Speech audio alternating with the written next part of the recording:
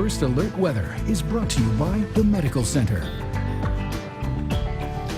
So the impacts from the last two winter systems that came through the area, not necessarily winter storms for us. We got the brunt of that to the west and north of us, and then the secondary system that came through yesterday put down a little freezing rain and sleet, caused a number of power outages across the area, not necessarily in Bowling Green and Warren County, but all around us from east to west there were problems. Now we're going to get another little third system coming in late tonight that could put down maybe a little bit of snow by morning. Here's a look at First Alert Live Doppler radar. It's all about cloud cover, some drizzle, even a few flurries as temperatures are struggling to get above freezing. We're at 32 degrees right now, and it hasn't moved much from this morning. Here's a look at temperatures right now, courtesy of the Mesonet network, and they haven't moved at all. If you consider from Bowling Green east, temperatures have pretty much held steady in the low 30s. There's a mid 30 down there at Burkesville, and Albany's at 34. But then even back to the west and northwest, temperatures upper 20s to low 30s, which means that snowpack and that ice pack, and you may be saying, what snowpack? But go west and you'll see it. There's snow and ice that developed with the two systems over the weekend that covers the western half of our viewing area, and so that is helping keeping temperatures a little bit colder than what it could be without the snow and ice. And here in Bowling Green, we're thinking, well, that's a far cry from what we're seeing here, which is pretty much nothing. It's just cloud cover, occasionally a little bit of drizzle, maybe a passing snow flurry, but it's chilly, 32 degrees now, but it feels like 26 once you throw in that northwest wind at 7 miles per hour. We'll take a tour of some of our AAA Systems weather cams. Here's Litchfield at 30 degrees, but it feels like it's 23 thanks to the winds there blowing through parts of Grayson County. A lot of the light snow and icing that you had has moved away, or at least it melted away yesterday. But look at Greenville and the Muhlenberg County area. They're still seeing just a trace of leftover snow and ice there. 30 degrees where it feels like it's 23.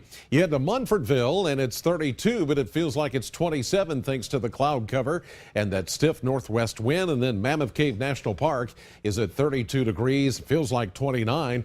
Look at the Green River. It's high. In fact, there are a lot of low water fords around the area. Drake's Creek, Trammell Creek. You go through those areas, and the waters yesterday at least were covering some of those low water fords. So be careful on some of those back roads as we picked up a lot of rain over the weekend. 33 is the current temperature at the Bowling Green Airport. 20s to the north, 40s to the south. But look at the teens and single digits off to the north and west of us. That's the extremely cold air that is going to try to work its way south and eastward through time. It'll be moderated by the time it gets here, so it won't be that cold, but it is going to lay the foundation. In fact, the foundation has been laid. Now we're going to build on that over the coming days, and it's going to stay rather chilly. Right now, we're the same temperature that we were at midday yesterday, but back to the north and west, temperatures 10 to 15 degrees colder than that. Winter weather advisories still continue for southeastern Kentucky because of the remnants of that leftover storm number 2 that's moving through there. And then new winter weather advisories coming up for the southern part of Arkansas, north Arkansas, southern Missouri, and northwestern Missouri. And that's for the next system that's trying to get going here. A weak upper level disturbance is already starting to put out a little spit of snow there. Springfield, Missouri, the Joplin area, just a little south of Wichita, and that is moving east, and that's where we think we could pick up on a little bit of moisture tonight. We still have the moisture left over from storm number 2, and then here comes this upper level energy that's going to swing through the area a little bit late tonight, probably around midnight or after.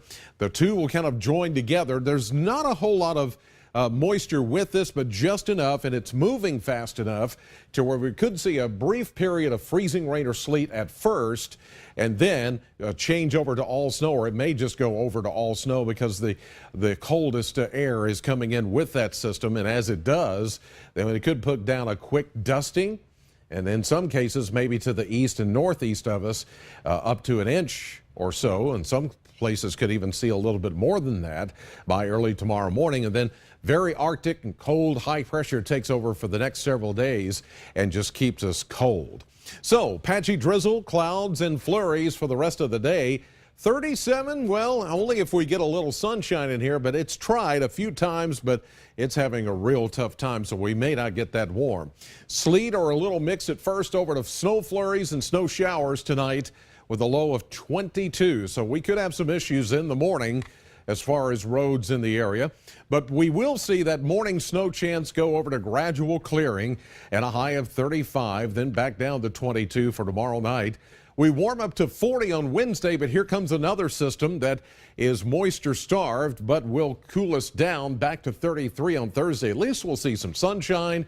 And then Friday night into Saturday morning, rain changing to snow, then back to rain by Saturday. We'll be back with more Midday Live in just a minute.